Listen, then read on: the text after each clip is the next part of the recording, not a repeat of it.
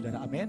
Kita akan mendengarkan kesaksian yang luar biasa dari seorang anak Tuhan yang diberkati Tuhan, sudah dipulihkan kehidupannya, diangkat lebih tinggi lagi. Kita akan mendengarkan kesaksian dari Lukman Sardi. Sama-sama kita berikan aplaus yang paling meriah. Puji Tuhan.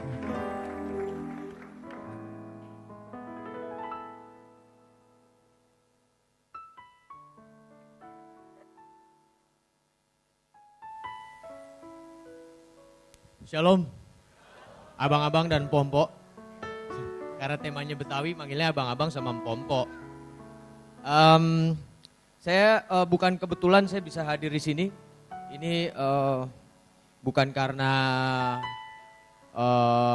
Pak Hengki atau bukan karena teman-teman yang lain, tapi karena Tuhan Yesus mau saya berada di sini untuk memberikan kesaksian. Amin. Saya mau bercerita sedikit ke belakang. Jadi saya memilih menjadi percaya itu sekitar 6 tahun yang lalu. Pada saat itu banyak hal bergumul dengan perasaan dan hati saya, sampai akhirnya saya memutuskan untuk menjadi orang percaya. Dan buat saya bukan sesimpel saya pindah, istilahnya kalau ada satu lembaga namanya agama, bukan dari Muslim pindah ke Kristen, bukan hanya soal itu. Tapi lebih dari itu, bagaimana saya menjadi percaya Yesus dan yakin akan kehadiran Yesus dalam hidup saya. Sebuah kesaksian yang saya ingin sampaikan ini mungkin juga banyak dialami oleh abang-abang dan pompo atau teman-teman yang ada di sini. Tapi saya merasa ini sesuatu yang luar biasa buat dalam hidup saya gitu. Pada awalnya memang sesuatu yang buat saya sendiri sangat sesuatu yang membingungkan gitu. Bagaimana saya bisa nyampe ke titik akhirnya saya memilih untuk menjadi orang percaya gitu. Bukan karena kecantikan istri saya, bukan. Bukan karena dia juga maksa, bukan. Bahkan dia tadinya awalnya agak hopeless sama saya gitu. Dia coba bicara sama saya, tapi saya bukan orang yang bisa dipaksa atau apapun. Saya harus melihat sendiri gitu kan.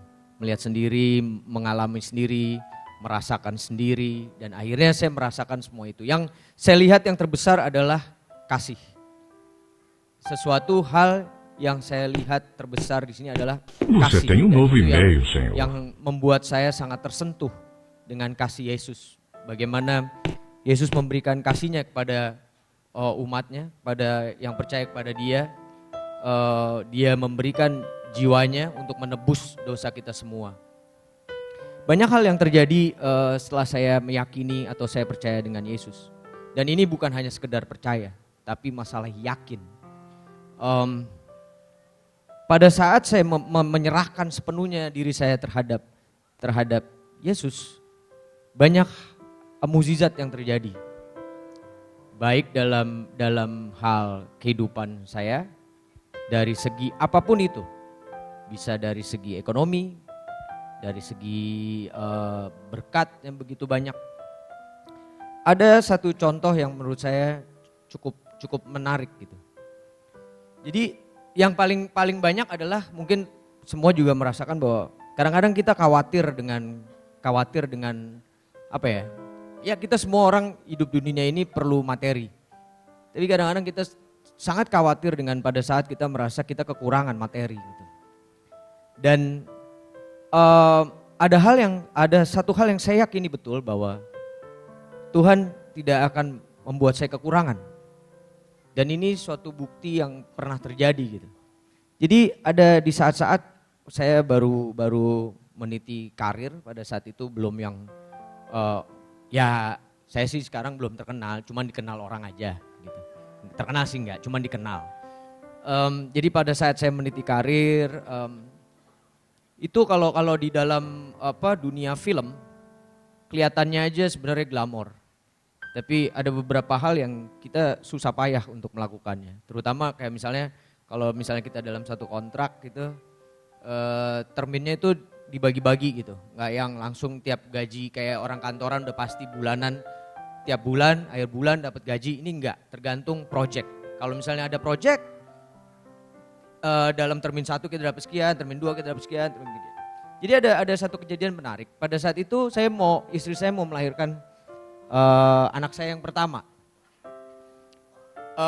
Pada saat itu keadaan keuangan kita lagi cukup menipis walaupun saya lagi ada project syuting, tapi termin berikutnya itu memang belum terbayarkan. Istri saya bingung itu gimana. Cuman saya punya keyakinan dalam hati, saya bilang tadi, begitu kita yakin, begitu kita percaya, Tuhan tidak akan pernah meninggalkan kita dan mengecewakan kita. Itu yang saya percaya sekali. Saya bilang sama istri saya, tenang aja, semua udah diatur jalannya. Saya tetap melakukan kegiatan saya seperti biasa. Kerja apa segala macam tanpa ada kekhawatiran sedikit pun. Tapi setiap malam saya berdoa untuk diberikan jalan. Kalau saya berdoa sama Tuhan mungkin agak lucu gitu. Saya bicara sama Tuhan tuh kayak saya bicara lagi ngobrol. Jadi kayak kalau saya doa tuh contoh kasus gitu, waktu saya mau punya anak pertama gitu, begitu saya menikah saya langsung doanya gini, Tuhan tolong dong pengen punya anak nih. Kalau percaya kasih, kalau belum percaya ya jangan dikasih dulu. Ternyata doa saya didengar terus langsung dipercaya, saya sebulan kemudian istri saya hamil. Itu tipikal kalau saya berdoa, saya berusaha nggak punya batasan, saya akan seakan-akan saya bicara sama dia. Nah balik lagi ke cerita yang tadi, akhirnya tibalah saatnya istri saya harus melahirkan. Dan pada saat itu pun uang belum ada yang masuk. Eng. Apakah yang terjadi? Jadi istri saya sempat terus gimana nih, udah jalan aja dulu ke rumah sakit. Jadi malamnya dia harus masuk dulu karena dia harus transfusi karena kebetulan HB-nya waktu itu rendah. Bukannya berarti nggak ada uang tapi kurang. Você tem um novo e-mail, Saya harus senhor. sesar tentu lebih besar jumlahnya. Jadi sebelumnya saya udah sempat kontak produser saya, kebetulan produser saya tuh di Amerika. Saya bilang saya perlu ini. Tapi beberapa bulan tuh nggak ada jawaban dari dia gitu. Sampai akhirnya kita sampai ke rumah sakit, saya cuman berdoa sebelum berangkat, nih mau berangkat nih, ya dikasih jalan aja. Kalau emang jalannya harus ada, kalau nggak ada pasti ada jalannya gitu kan. Nggak mungkin nggak ada, kan saya percaya gitu kan. Jadi saya tenang aja, saya nggak sama sekali, saya nggak khawatir, sama sekali saya nggak khawatir. Akhirnya sampai saya di rumah sakit gitu ya, duduk, istri saya duduk, saya duduk, dikeluarin ini Bu harus bayar sekian langsung, nggak bisa. Oh saya bilang nggak bisa setengah dulu ya, nggak harus langsung. Oke, saya mau keluarin dompet, ada SMS di telepon saya. Saya buka dari produser saya, tulisannya saya sudah transfer uang kamu tadi sore. Ini kalau bukan karena Tuhan, karena siapa? Pada saat itu juga, pada saat saya mau mengeluarkan ATM saya tiba-tiba ada seperti itu. Dan ini yang membuat saya semakin yakin bahwa kita itu nggak boleh setengah-setengah percaya.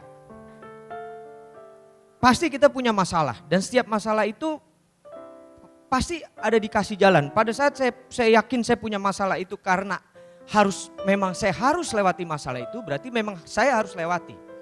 Kalau saya nggak harus lewati, saya nggak mungkin punya masalah-masalah seperti itu.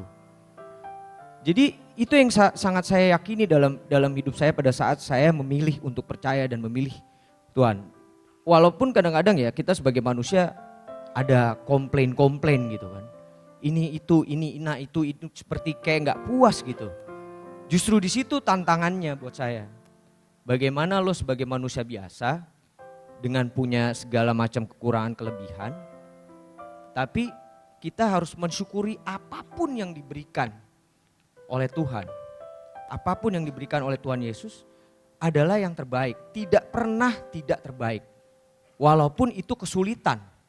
Karena pada di titik tertentu kita akan menemukan sesuatu hal yang luar biasa dari kesulitan-kesulitan tersebut gitu. Dan ini yang memberikan saya keyakinan untuk terus maju melangkah ke depan dengan sesuatu yang